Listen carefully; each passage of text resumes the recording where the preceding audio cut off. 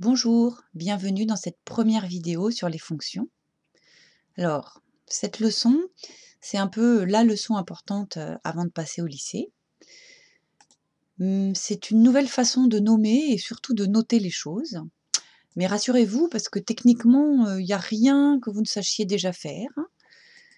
Et pour commencer, pour vous introduire les fonctions, je vais vous présenter ça comme une nouvelle façon d'envisager les programmes de calcul. Donc nous allons repartir d'un petit exercice classique avec un programme de calcul et puis les questions classiques. Quel est le résultat si on choisit -1 comme nombre de départ? Exprimer le résultat du programme en fonction de x, si on appelle x le nombre de départ, et on vous donne le résultat, il faut retrouver le nombre de départ. Alors, on va le faire ensemble. Donc, quel est le résultat si on choisit -1 comme nombre de départ? Donc, on peut le présenter comme ça. -1, je multiplie par 4, je trouve -4. Puis, ce résultat, j'enlève 3, donc je réécris -4 -3, je trouve -7. Et enfin, je multiplie par 2, donc -7 fois 2, ça fait -14. Donc si vous le présentez comme ça au brevet des collèges, c'est très bien. Mais c'est mieux de le présenter en un seul enchaînement d'opérations parce que ça prépare la suite. Donc en un seul enchaînement d'opérations, ça donne ceci. -1, c'est mon nombre de départ, je le multiplie par 4. Donc je fais fois 4. Je ne calcule pas, je laisse le calcul. J'enlève 3. -3. Inutile de mettre des parenthèses parce que la multiplication est prioritaire. Puis, je multiplie donc le résultat obtenu par 2. Là, en revanche, si je ne mets pas les parenthèses, là, il n'y a que le 3 qui va être multiplié par 2. Donc, je suis obligée de les mettre, les parenthèses. C'est tout ce que j'ai obtenu précédemment que je dois multiplier par 2. C'est bien le -7 qui est égal à tout ça qui est multiplié par 2, si je suis pas à pas mon enchaînement d'opérations. Et on retrouve bien -14. L'avantage de le présenter comme ça, c'est que vous avez déjà le modèle de ce qui va se passer quand vous allez mettre x à la place du -1 en tant que nombre de départ. Donc, si je veux exprimer le résultat du programme en fonction de x c'est mon nombre de départ, je le multiplie par 4, j'enlève 3, je multiplie par 2 sans oublier les parenthèses, bien sûr, et je ne peux pas calculer, je ne connais pas x, mais en revanche, je peux simplifier cette expression littérale. Donc par exemple, je vais repasser le x fois 4, je vais l'écrire 4x. Le fois 2 là, qui est à droite de la parenthèse, je vais le remettre à l'avant de la parenthèse, comme ça je peux simplifier le fois. Et ça, vous pouvez laisser comme ça, ou vous pouvez aussi développer en faisant 2 fois 4x plus 2 fois -3, ce qui donne 8x moins 6. Et ça, c'est quand même plus joli et plus compact comme expression. On appelle ça l'expression développée réduite. Donc, avant de passer à la troisième question, je vais résumer ça avec un petit schéma. Donc pour n'importe quel nombre x, le programme de calcul, je peux le représenter comme ça. Je multiplie par 4, j'enlève 3, je multiplie par 2, et le résultat final, x fois 4 moins 3 multiplié par 2, s'écrit plus simplement, de façon plus compacte, ainsi, 8x moins 6. Effectivement, si j'applique ça au nombre -1, je retrouve bien le -14 ici. -1 fois 4, ça fait -4. J'enlève 3, -7. Je multiplie par 2, ça fait -14. Maintenant, la troisième question, on nous donne le résultat et on nous demande quel est le nombre choisi au départ. Donc, je pourrais le schématiser comme ceci. Je ne sais pas quel est mon nombre de départ, mais je sais que si je le multiplie par 4, puis que j'enlève 3 et enfin que je multiplie tout par 2, je trouve 6. Donc, comment est-ce qu'on fait ça? On peut remonter à l'envers, comme je vous l'ai déjà montré dans des vidéos sur résoudre une équation, ou on peut résoudre une équation en utilisant l'expression littérale du résultat. Quel que soit mon nombre de départ x, mon résultat s'écrit comme ceci, 8x moins 6. Et moi, je veux que mon résultat soit égal à 6. Donc en mathématiques, quand on veut que quelque chose soit égal à quelque chose, ça s'écrit avec un égal, donc on l'écrit comme ça. On veut que 8x moins 6 soit égal à 6. Et ça nous donne une petite équation à résoudre. Alors, allons-y rapidement. Si vous ne savez plus faire, il y a des vidéos qui réexpliquent ça en détail. Donc là, je vais ajouter 6 de chaque côté pour me débarrasser de ce moins 6. Ça donne 8x égale 12. Puis, pour me débarrasser du 8, je vais diviser par 8 de chaque côté, ce qui me donne x égale 12 huitièmes. Et en simplifiant, ça me donne x égale 3 demi. Donc ici, c'était 3/2. Et vous pouvez le vérifier à la calculatrice. 3/2, c'est 1,5. 1,5 fois 4, moins 3 multiplié par 2, vous allez bien retrouver 6. OK. Alors, j'ai remis ici mon petit programme de calcul. Eh bien, maintenant, en fait, on va parler de fonctions, désormais, à la place du programme de calcul. Et en fait, les fonctions, on les appelle avec des lettres minuscules. Donc, en général, la première fonction du problème, on l'appelle f comme fonction. C'est-à-dire que ma fonction f, ça va remplacer tout ça. D'accord? L'ensemble de mon enchaînement, de mes enchaînements d'opérations, j'appelle ça f. C'est tout mon programme de calcul que je nomme f, c'est ma fonction. Donc, j'ai un nombre de départ, il subit tout un tas de calculs et je ressors un résultat. Donc, je garde toujours mon exemple où, quand je rentre un nombre x, le résultat, c'est 8x moins 6. Le nombre de départ, qu'on appelait comme ça quand on parlait de programme de calcul, désormais, on va l'appeler l'antécédent. Et le résultat, après tous les calculs, on appelle ça l'image. Voilà, c'est ça la nouveauté, c'est ce vocabulaire-là, antécédent et image. Par exemple, quand on avait comme nombre de départ moins 1, on trouvait moins 14 comme résultat. Donc là, on va pouvoir dire, par exemple, que l'image de moins 1 par la fonction f est moins 14. On peut le dire aussi autrement, on peut le dire, là on a utilisé le verbe être, on peut utiliser le verbe avoir. Ainsi, moins 1 a pour image moins 14 par la fonction f. Mais j'ai une préférence pour les phrases avec le verbe être, je trouve que c'est plus clair. On peut exprimer exactement la même chose, cette fois en utilisant le mot antécédent. Ça donne ça. Un antécédent de moins 14 par la fonction f, c'est moins 1. Et on peut le dire aussi comme ceci.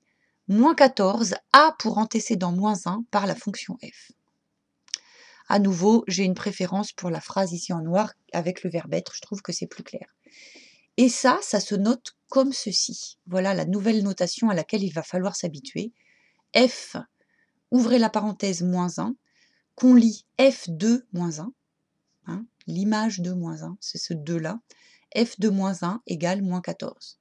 Donc cette petite phrase-là, cette petite écriture mathématique, on peut la dire comme ceci, comme cela, comme ceci et comme cela. Et ça résume ça, c'est-à-dire que moins 1 c'est l'antécédent et que moins 14 c'est l'image. On peut le noter aussi comme ceci, f de point moins 1, petite flèche avec un petit trait ici, moins 14. Et ça veut dire exactement la même chose. Moins 1 a pour image moins 14 par la fonction f. Ou moins 1 est l'antécédent de moins 14 par la fonction f. Voilà les deux nouvelles notations auxquelles il faut s'habituer.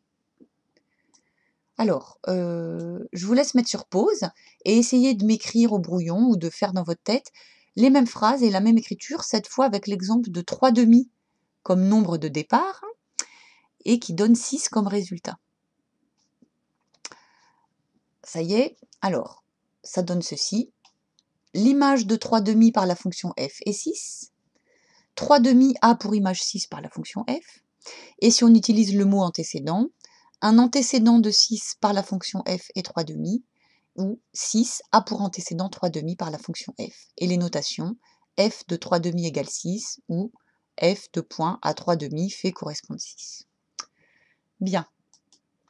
Et n'oublions pas que cette écriture, l'expression littérale qu'on a trouvée quand on l'a traitée en tant que programme de calcul, ça s'écrirait comme ça. Donc pour n'importe quel nombre, l'image de ce nombre par la fonction f, c'est 8x moins 6.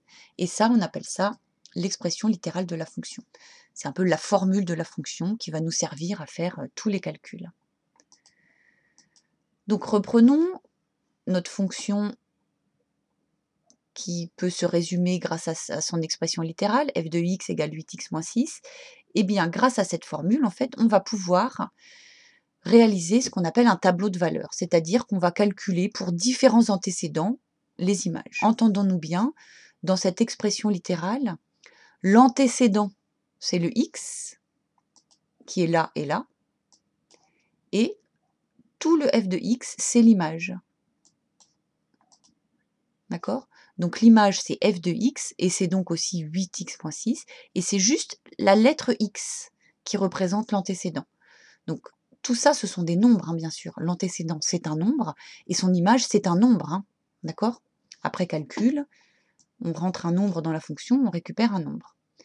Alors, le tableau de valeur, ça va ressembler à ça. On va mettre sur la première ligne tous les antécédents, et sur la deuxième ligne, les images qui correspondent. C'est-à-dire que dans une colonne, on a un antécédent et son image. Ou bien une image et son antécédent.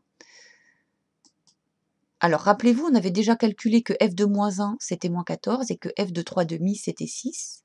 Donc, on peut...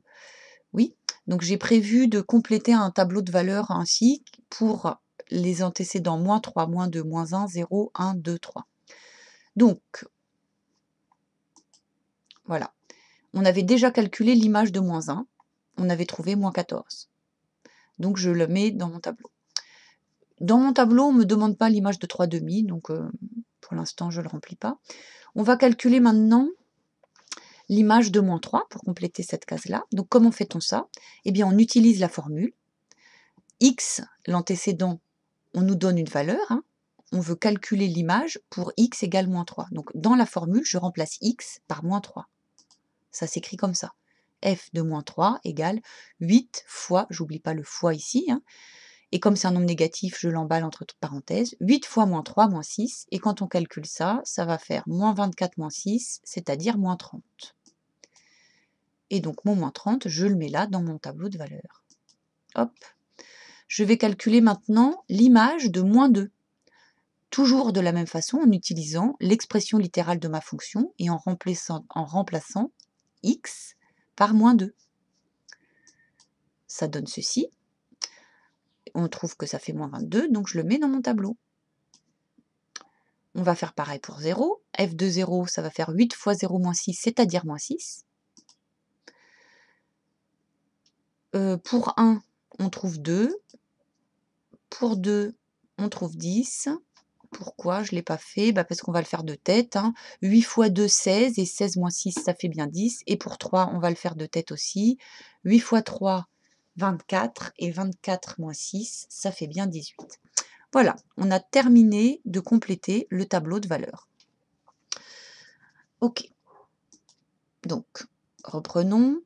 On avait l'expression littérale de la fonction qui nous a permis de compléter un tableau de valeurs. Et bien maintenant, ce qu'on peut faire, hein, le troisième volet de l'étude d'une fonction, c'est de faire une représentation graphique. Et ça se passe dans un repère du plan, avec un axe des abscisses horizontales, et donc où on va mettre un 0, on va définir une unité, et donc on gradue cet axe. Et puis ici, au niveau du 0, un axe vertical qu'on appelle l'axe des ordonnées. Et là, je vais le graduer un petit peu différemment pour que mes valeurs rentrent, hein, dans le tableau. Alors, oui, ce qu'il faut savoir, c'est que les antécédents, on va les reporter sur l'axe des abscisses. Et que les images, on va utiliser l'axe des ordonnées pour les mettre. Voilà, c'est ça qu'il faut bien comprendre. Quand on veut tracer la représentation graphique d'une fonction, grâce aux valeurs qu'on a calculées et qu'on a rangées dans le tableau de valeurs, les antécédents seront reportés sur l'axe des abscisses et les images sur l'axe des ordonnées. Alors, le tableau de valeurs, c'était celui-ci. Comment on utilise ça? Je vais repartir de mon exemple du départ. L'image de moins 1, c'est moins 14. L'image de moins 1 est moins 14. Autrement dit, quand x, qui nomme les antécédents, vaut moins 1, l'image, notée f de x, vaut moins 14. Hein, c'est bien ça. Hein. Quand x vaut moins 1, f de x vaut moins 14. Eh bien, x, ça se met sur l'axe des abscisses, c'est ce que je vous ai dit tout à l'heure. L'axe des abscisses, c'est là où on va lire et reporter les antécédents. Quant à l'image, c'est ce qu'on va mettre sur l'axe des ordonnées. Donc, quand x vaut 1, ici, f de x vaut moins 14. Donc quand x vaut 1, f de x vaut moins 14. Le point, il va être ici. Non, moins 1, pardon. Quand x vaut moins 1, c'est ici. Moins 14, on va avoir un point là. Hop, et on le met comme ceci, comme un point en géométrie. Donc x, quand x vaut moins 1, f de x, que je lis ici, c'est bien moins 14, parce que là, c'est gradué de 2 en 2. Hein. Moins 2, moins 4, moins 6, moins 8, moins 10, moins 12, moins 14. Et maintenant, je vais faire la même chose avec chacune des colonnes. En fait, chacune des colonnes de mon tableau de valeurs va se dessiner par un point sur mon repère du plan. Alors, qu'est-ce que j'ai fait ensuite? Oui, quand x vaut 1, par exemple, un autre exemple facile, f de x vaut 2, c'est cette colonne-là. Donc, quand x vaut 1, f de x vaut 2, donc je vais avoir un point ici. Hop. Et on va faire ainsi pour tous les points. Donc là, je vais repartir. Alors, moins 3, moins 30, ça ne rentre pas. Le moins 30, ça dépasse. Donc, je vais placer x qui vaut 2 et f de x vaut moins 22. Non, pardon. Quand x vaut moins 2, f de x vaut moins 22. Donc, moins 2, moins 22, ça va être là en bas, ici. Moins 12, moins 14, moins 16, moins 18, moins 20, moins 22. OK. Ensuite, je vais placer le point, celui-ci qui est le point 0, moins 6. Puis le point 2, 10. Donc 2, 10, ça va être là. Et puis le dernier, c'était 3, 18. Ça tombe là. Et là, on se rend compte que les points sont alignés. Donc vous verrez dans des vidéos suivantes que ça s'appelle une fonction affine. On verra ça dans les autres vidéos. Donc, retenez ce vocabulaire. Hein. Image, antécédent.